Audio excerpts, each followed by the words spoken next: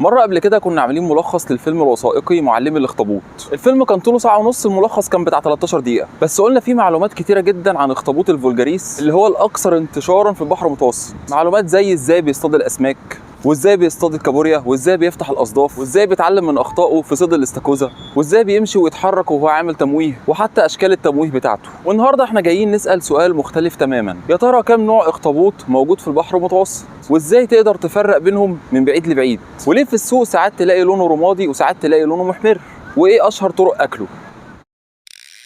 بسم الله والصلاه والسلام على رسول الله. اهلا بيكم في قناه السمك في اسكندريه، معاكم عمرو ابو الوفا. والنهارده ان شاء الله هنشرح انواع الاخطبوطات اللي موجوده في البحر المتوسط. الاخطبوطات معروف عنها ان هي من الرخويات وما عندهاش عظام، بالتالي بتقدر تحشر نفسها جوه اي شق صخري او حتى اي مكان ضيق، حتى انها تقدر تخش جوه ازازه عن طريق البق بتاعها، يعني هي بتقدر تخش جوه الازازه من بق الازازه. كمان الاخطبوطات دوره حياتها قصيره، يعني تقريبا بتعيش لمده سنه واحده بس، وبعض الانواع ممكن عمرها يوصل ل5 سنين. ومعظم الاخطبوطات احاديه التكاثر، يعني بتتكاثر مره واحده في عمرها وبتموت بعد منها بفتره قصيره. طيب التكاثر بيتم ازاي؟ وليه بيموتوا بعد منها بفتره قصيره؟ دلوقتي السائل المنوي بتاع الذكر بيكون موجود جوه منطقه الراس، والدراع الثالث من الناحيه اليمين في حاله الذكر بيكون في حاجه كده شبه المغرفه، وهو ده اللي بيميز الذكر عن الانثى، اللي هي المغرفه الموجوده في الدراع الثالث من الناحيه اليمين دوت. المهم اللي بيحصل في التزاوج ان الذكر بيجيب السائل المنوي من جوه منطقه الراس باستخدام المغرفه ديت وينقلهم في منطقه الراس بتاعه الانثى. اللي بيحصل ان الانثى بنسبه كبيره هتاكله بعدها. عشان كده بعض انواع الاخطبوطات بيكون الدراع الثالث من ناحيه اليمين ده عندها طويل عشان يديله شويه فرصه في الهرب، واحيانا الاخطبوط عشان يهرب بيقطع ذراع التزاوج دوت ويهرب، وفي معظم الاحيان مش بيلحق يعمل اي حاجه وبيتاكل.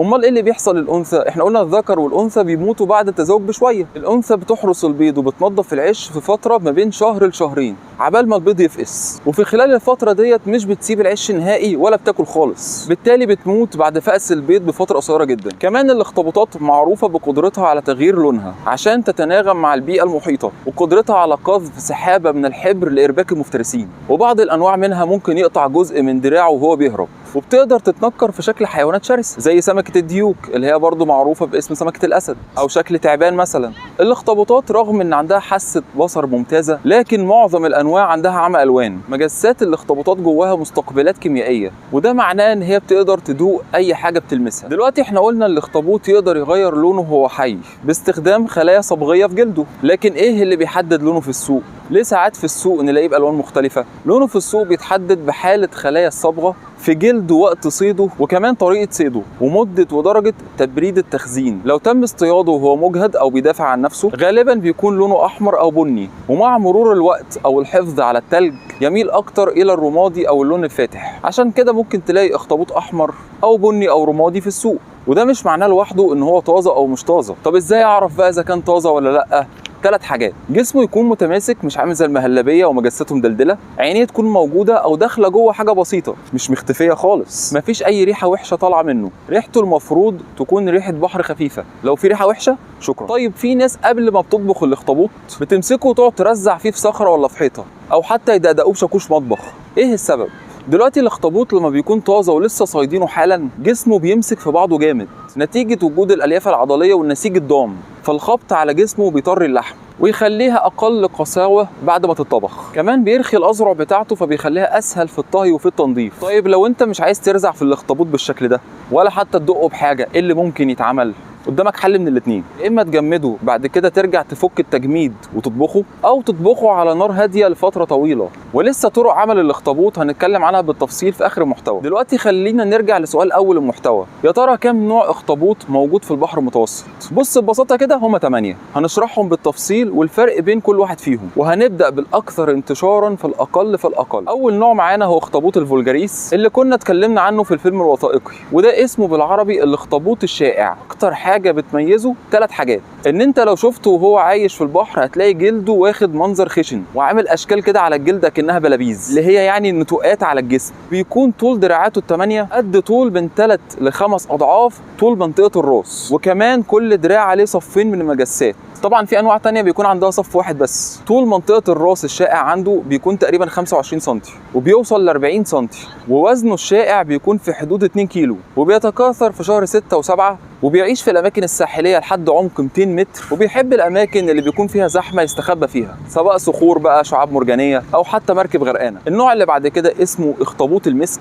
وده اكتر حاجه بتميزه اظن واضح من اسمه هو ريحته. لما بيطلع بره الميه السائل المخاطي اللي على جسمه بيكون ريحته زي المسك بالظبط، وهي ريحه نفاذه وقويه، يعني لو اصطدته وطلع معاك 100% هتشمها. وهو نوع اصغر حجما من الاخطبوط الشائع اللي قبل منه. هو متوسط طول منطقه الراس عنده حوالي 19 سم، ومتوسط وزنه كيلو و400، وطول دراعاته بيكون في حدود من 2.5 ل3 اضعاف منطقه الراس. واكتر حاجه بتميزه عن الاخطبوط الشائع اللي قبل منه غير حكايه ريحه المسك هي ان دراعاته عليها صف واحد بس من الممصات. بيعيش على عمق من 10 متر ل 100 متر، وممكن يوصل لعمق 300 متر، وبيحب القاعان الرمليه الناعمه والطينيه، وممكن القاعان اللي فيها حصى، وبيتكاثر طول السنه عدا الصيف. يعني هو تقريبا عكس النوع اللي قبله في كل حاجه. النوع اللي بعد كده هو الاخطبوط ذو القرون او الاخطبوط المجعد، وهو شبه اخطبوط المسك في حاجات كتير لانه من نفس فصيلته، وعنده برضه صف واحد من الممصات على كل دراع، لكن مش بيطلع ريحه المسك. وسموه الاخطبوط المجعد لانه في حاله الاسترخاء بيكون قاعد على القاع ولافف رجوله ال8 اكنهم شعر كيرلي، يعني اكنه عامل رجوله ال8 شعر مجعد. وطبعا الاخطبوطات العاديه مش بتعمل كده، وهو اصلا نوع هادي من الاخطبوط وقليل الحركه. سبب تسميته بالاخطبوط ذو القرون هو ان في نتوءين في الجلد فوق منطقه العين، اول ما يحس بتهديد بيرفعهم لفوق اكنهم قرون. طول منطقه الراس عنده تقريبا في حدود 19 سم، وطول الكل تقريبا في حدود 55 سم، وطول الدراعات بيكون في حدود ما بين 2.5 ل3 اضعاف منطقه الراس. طبعا احنا بنقول الاطوال الشائعه. في البحر المتوسط بيكون وزنه اقل من كيلو بحاجه بسيطه، لكن مثلا في المحيط الاطلنطي وزنه بيكون مقرب لل2 كيلو. لونه بيكون احمر برتقالي او اصفر مع حته بني من فوق، وفي كل الحالات بطنه لونها ابيض ناصع البياض، ودي يعتبر من اكتر الحاجات اللي بتميزه في الشكل، مع طبعا الصف واحد من الممصات اللي عنده.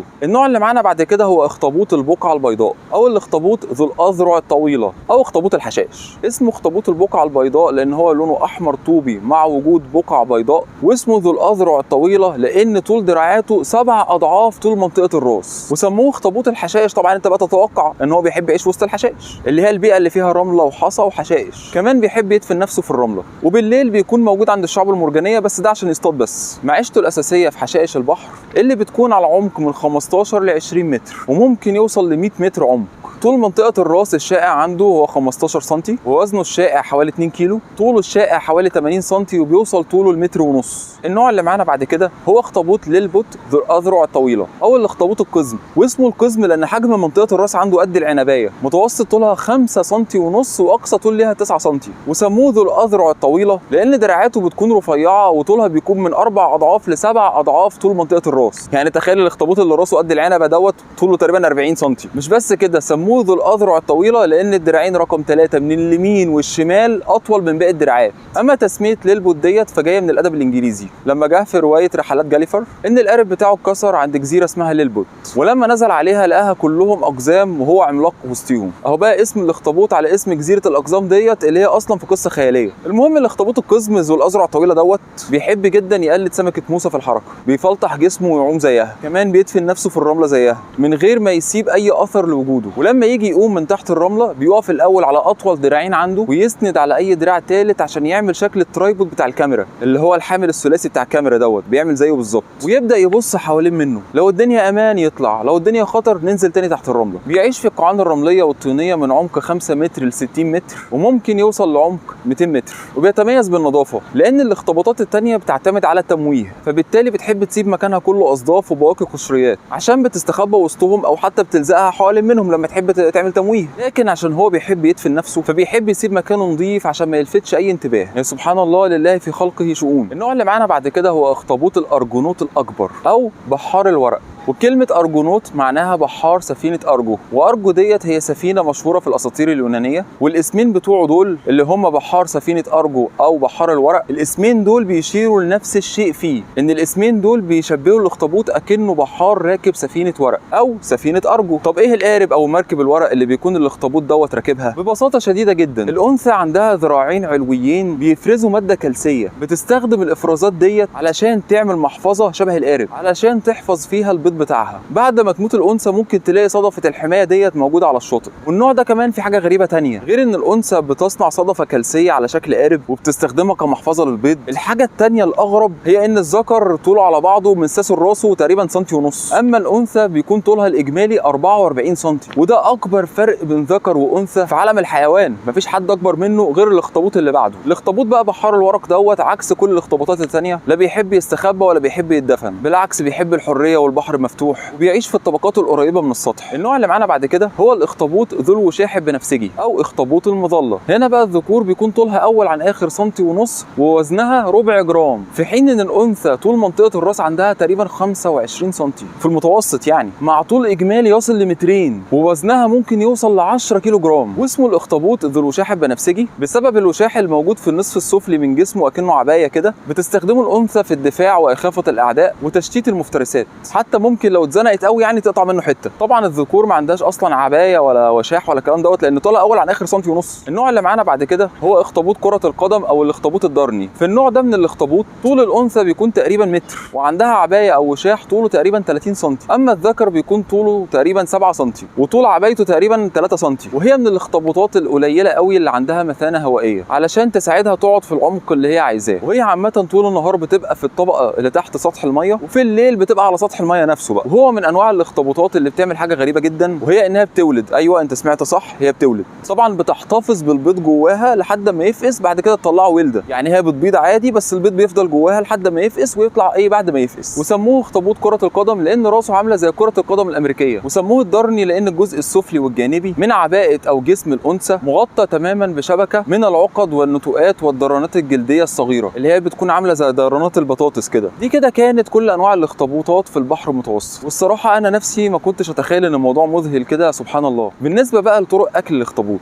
فالاخطبوط لو طازه قوي ممكن يبقى لحمه قاسي شويه، وانا بقى قلت لك في اول المحتوى ازاي تتعامل. من اشهر وصفات الاخطبوط في اسكندريه هي الطاجين بالصلصه، وهي عباره عن انك تسلق الاخطبوط الاول، بعد كده تقطعه وتشوحه بقى مع بصل وثوم وفلفل وتوابل، وبعد كده تحط عليه عصير طماطم ومعلقه صلصه وتسيبه يتسبك، وبعد كده تنقله في طاجن وتحط معاه كزبره خضراء وشبت وكرفس وتدخله في فرن مسافه بس ما تحمر وش الطاجن بس. في طريقه ثانيه وهي الطاجين بدون صلصه، بتعمله بنفس الطريقه اللي فاتت بس ما تحطش عصير طماطم ولا صلصه، وتعوض عنهم بشرايح بصل زياده، وبيخش الفرن متغطي وتسيبه يستوي في الميه بتاعته من غير ما تحط ميه. ممكن برضو الاخطبوط المسلوق دوت يخش في السلطه، وممكن كمان في الرز الصياديه. اما بقى على مستوى العالم، في اسبانيا بياكلوه بالطريقه الجاليسيه، بيكون مسلوق وبيتقطع طرنشات وبيتقدم مع البطاطس المسلوقه. وفي اليونان بياكلوه مشوي على الفحم، بيعلقوه شويه في الشمس عشان ينشف، وبعد كده ياخد سلقه خفيفه وبعدها بيتشوى على الفحم. طبعا على مستوى العالم محدش بيسلق الاخطبوط لانه كده بياخد وقت في التسويه، فعلى بال ما بتعرف تسويه بيكون الجلد ده اصلا اتحول لجيلاتين. امتى بقى انك تضطر انك تقشر حتت منه، تقشير بس حتى مش سلخ، لما يكون ضخم ووزنه فوق ال 2 كيلو، وبعد السلق لقيت حتت تخينه في جسمه ولونها داكن. في الحاله ديت بتجيب حته قماشه نظيفه وتمسحها بالراحه كده هتطلع معاك،